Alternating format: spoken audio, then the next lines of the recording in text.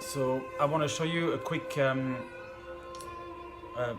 way to make a template for a router with a guide bush, to make a template basically of any type of insert which has parallel lines, so anything square or rectangular, anything like that, basically anything with parallel lines, basically a very fast way to get dead accurate and dead square and very quick and efficient way to make it basically.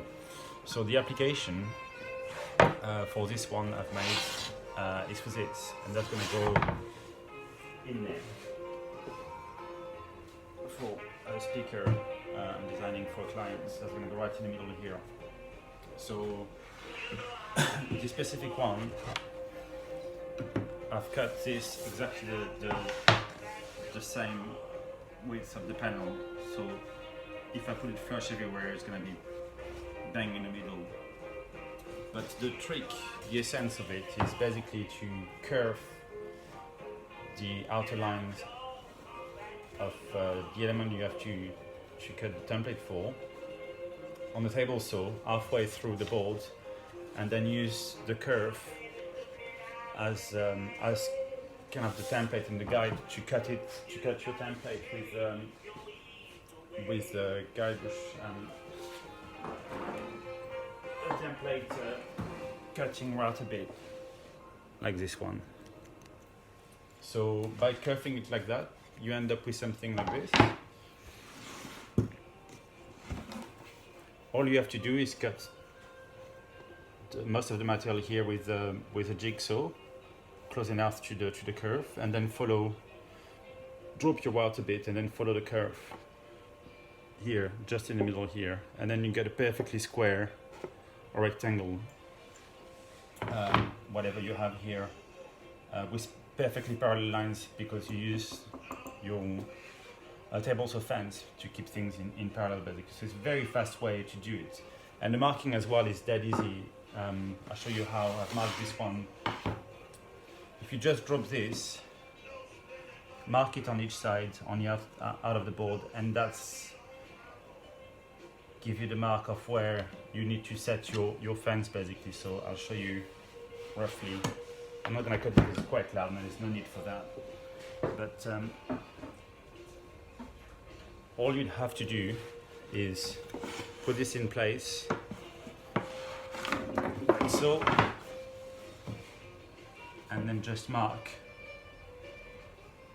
each side, and then set your blade to those marks. So obviously on the inside, every time, so that's gonna be the material you're gonna remove.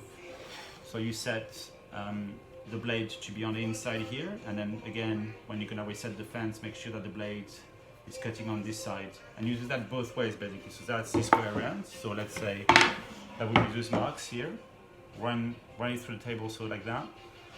Then this way around, you do the same here, mark, run it through the table saw inside, and then you end up with something like that. And it's perfectly parallel. It's very fast to do. It's really quick.